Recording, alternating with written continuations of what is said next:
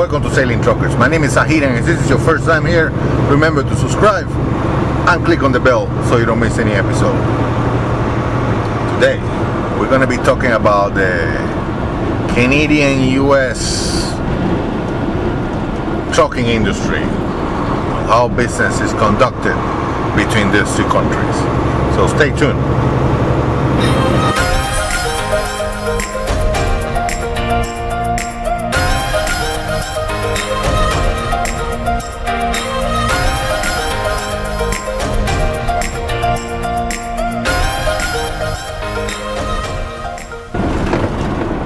Welcome back.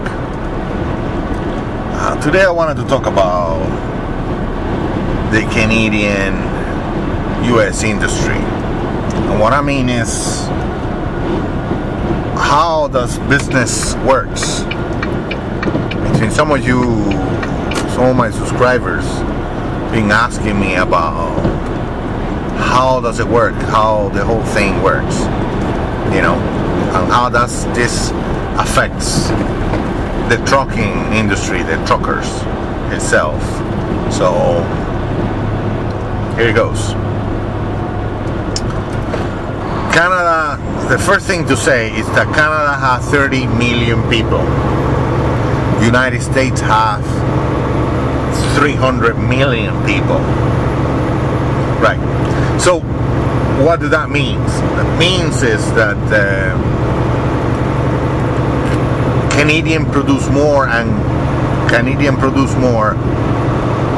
export more to the United States than what they consume from the United States. That's what it means. United States consume more and takes more out of the Canadian industry than the other way around. So that's why this tariffs, this thing that Trump is doing doesn't make any sense, because he's going to lose.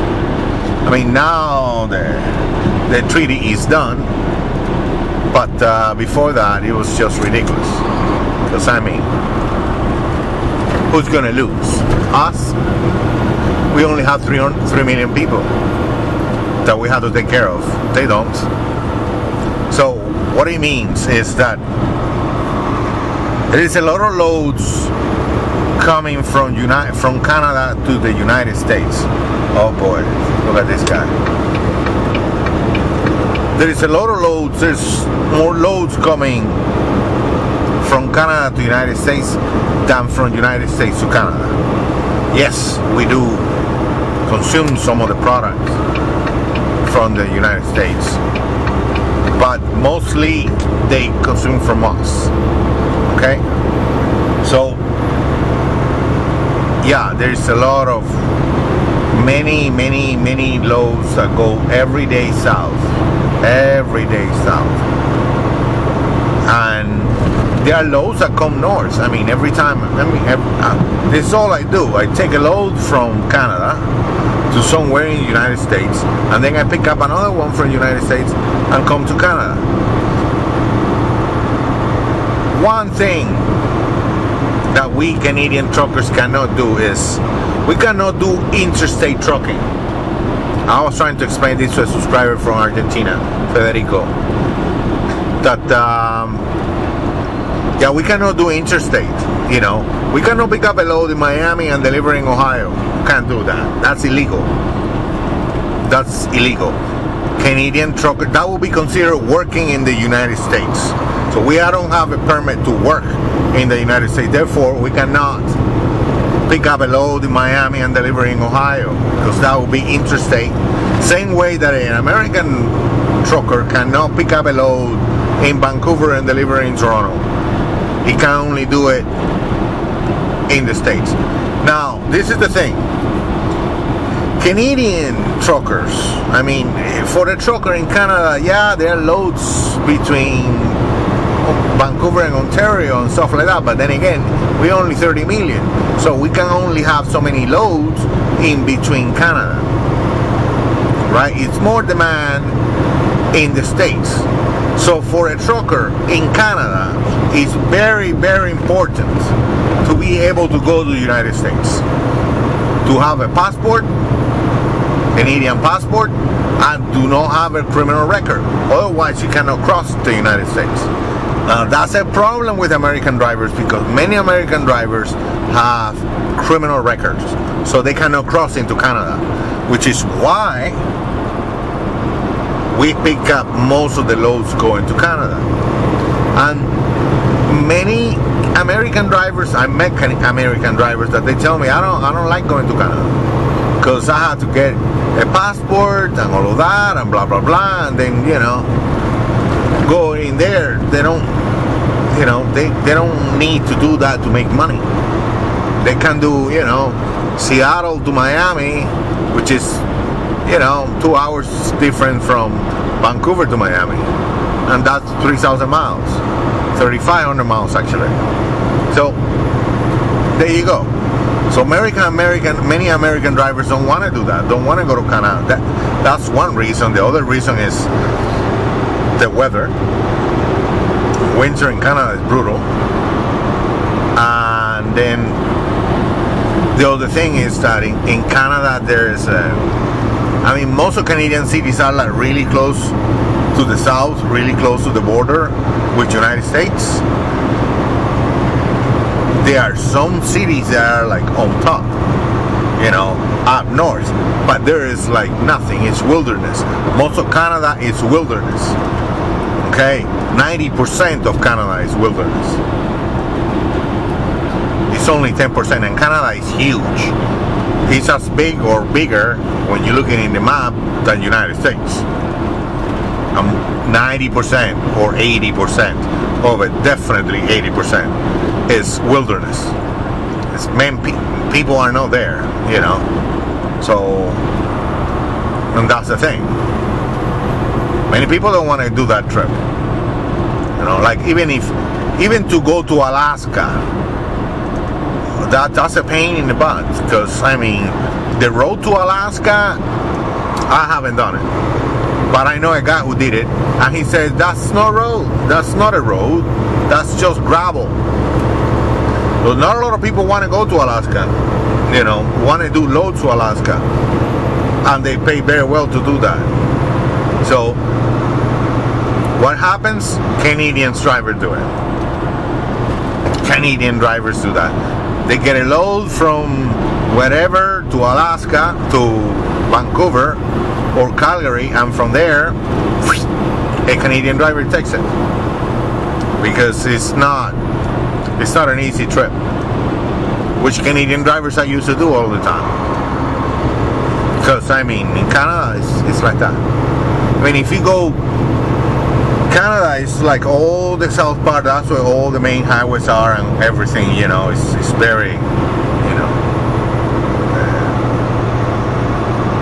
futuristic and very nice highways and everything. That's okay. But then on the north, you go to some little tiny town up there. It's like little tiny roads. A lot of people don't want to do that. And then in between, there's nothing. It's like days without a truck stop, without anything. So a lot of people don't want to do that. So Canadian drivers have to do that. That's one way. The other thing is we get a lot of many loads that come from across the Pacific and from Europe. Okay. Now you would think that most loads go to New York or LA. Like LA is the biggest port in North America, all of it. Okay, but the second biggest port is Vancouver, BC. So what happens? There is a lot of loads that go to LA, but if that port is full, they go to BC. So there is a lot of loads that are going to the States that instead of stopping in LA, what they do is that they go to Vancouver, because if there is a cargo from Japan, right? There is a cargo from Japan and it's going to somewhere in United States. The shortest distance is Tokyo, Vancouver. instead of like Tokyo all the way down to LA. So Tokyo to Vancouver, they get there and then they get a truck or 2 trucks or whatever to drive it from there to the destination. So it saves cost and time to drive it to Vancouver. Okay, same thing with China. China is closer to Vancouver than to LA. So and there is a lot of commerce coming from China. Okay, there is a lot from Philippines and from India and from many other countries. True, but from China and Japan, for example, they go to Vancouver, most of it. So there is a lot of cargo, and then from Europe they go to the Hudson Bay in Montreal. And from there it's just a short trip from Montreal across to Vermont, or to Pennsylvania or to New York State, right, boom, down there. And it's less cloudy and it's less trouble than New York, or New Jersey, because it's New York and New Jersey. This is crazy there. They get a lot of traffic from Europe, Africa, and everywhere else.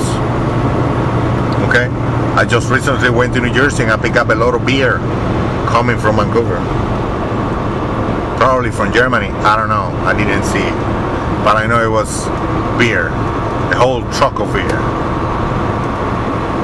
Tempting, very tempting, but that's the thing. So there you have it. That's basically what happens with the industry in trucking. That's how the business works. That's why Canadian drivers, if you're a Canadian driver and you have a criminal record and all of that, yeah, you can do loads from Vancouver but there's not that much demand. And they keep them busy. They keep them really busy. But compared to me, I just did Vancouver to Virginia, and Virginia, now I'm going back to Vancouver. That's 3,000 miles. I did just 6,000 miles in 2 weeks. That's 12,000 miles a month. Can you do that in Canada? It's possible, but I doubt it. Chances are you're going to take a trip to Calgary and back, and then from Calgary to here and there, there's short trips. Calgary is like 12 hours from Vancouver. Winnipeg is 2 days. There's if you want to be home every day or every 2 days or so, that's the way to go. But if you want to make the big money, if you're a Canadian driver and you want to make the big money, the States is away. So that's the thing. And American drivers don't want to do Canada. They don't want to do that. So that's why we do it. So Canadian truckers, yeah, we do have an advantage in that area. In the other part, in America, in the States, we cannot do interstate. And I know guys that done it many years and never got caught. And hey, good for them. But if you get caught, you may lose your truck, your trailer, get a fine, and be deported. In that order.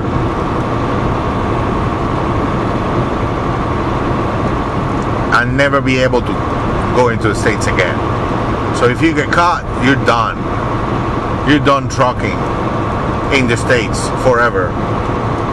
So you don't want to do that. You don't want to take a chance. For what? A couple of bucks? Not worth it. I know some owner operators that they take the chance and they're playing with fire, in my opinion. But this truck was what? $160,000?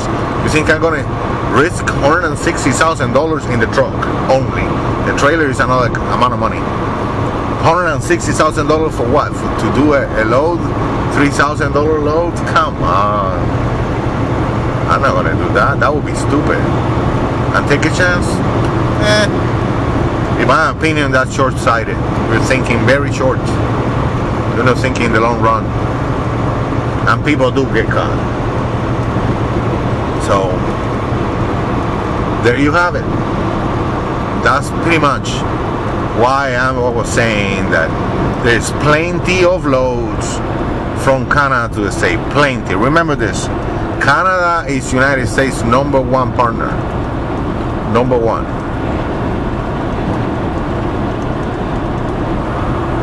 We give a lot of stuff to the United States. A lot of stuff. Okay? They consume crazy in the States compared to the way we consume. But then again, you see, when you go to Canada, you're in the winter and you go and you find tomatoes. And you find letters and green stuff. Something that, if it wasn't because of the business between Canada and the United States, we would never have. Because it's just impossible. And Canada doesn't grow that much. I mean, you could probably grow in a greenhouse and stuff like that, but that's not sustainable. Not for the whole country. And I remember I used to pick up a lot of loads, especially in the winter, of tomatoes and lettuce and veggies and stuff like that from California up to Canada, you know, to a big warehouse, and then they distribute right to Walmarts and Loblaws and blah blah blah blah blah, every other store, so that Canadians can have, you know, salads, right? And that's, you know, that's the way it works. And then again, once that summer comes and Canadians can actually produce themselves, you know, they can grow themselves the produce, you know, the greens, the tomatoes, the lettuce, then demand goes down. You don't get that many loads from California no more, you know. And it's the same thing. We also export a lot of pork to United States, and beef too, to United States and to Mexico. Lots of beef. You know, Alberta especially, Alberta and Winnipeg. Oh boy, these guys, they make so much beef and so much pork that, you know, I remember I used to take a lot of loads of pork and beef from Winnipeg and Alberta to Texas. You know, either staying in Texas or going across the border to Mexico. So, yeah. There is a lot of that going on. Lots of that. But anyway, in the meantime, we keep on trucking. Alright? I hope you like this episode. And if you want to learn more about trucking advice, click on that link. Don't forget to like us on Facebook and Twitter. Bye-bye.